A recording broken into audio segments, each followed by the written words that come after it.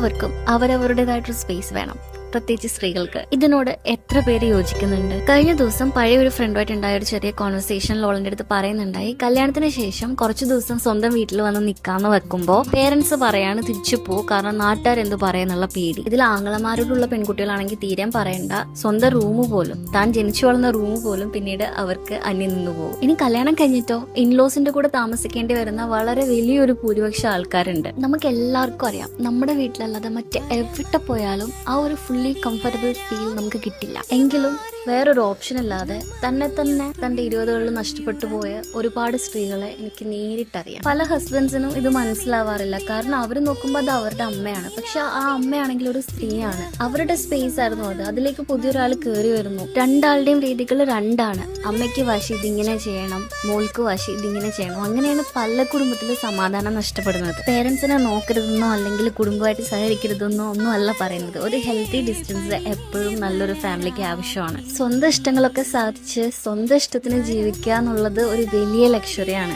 Sadly നമ്മുടെ നാട്ടില് ഒരുപാട് പേർക്ക് അതില്ല. പിന്നെ ഇൻലോസിന്റെ കൂടെ സ്വന്തം വീട്ടിലെന്നോണം സന്തോഷമായിട്ട് ജീവിക്കുന്നവരുണ്ട് കേട്ടോ. അതൊക്കെ വളരെ റെയറാണ് കിട്ടാൻ വേണ്ടിയിട്ട്. എന്തോ ഭാഗ്യത്തിന് ഈ പറഞ്ഞ 3 കാര്യങ്ങൾ എന്റെ ലൈഫിലുണ്ട്. ആക്ച്വലി ഞാൻ സംസാരിച്ചു തുടങ്ങിയത് ഹസ്ബൻഡിന്റെ വീട്ടിലേക്ക് തിരിച്ചു പോകാൻ പറയുന്ന പേരൻസ് ഇട്ട് ഒരു കൊട്ടു കൊടുക്കാൻ വേണ്ടിയിട്ടാണ്. പക്ഷെ പറഞ്ഞു നമ്മൾ എവിടെ എത്തി. അപ്പൊ നെക്സ്റ്റ് വീഡിയോയിൽ കാണാം. See you soon as always. By.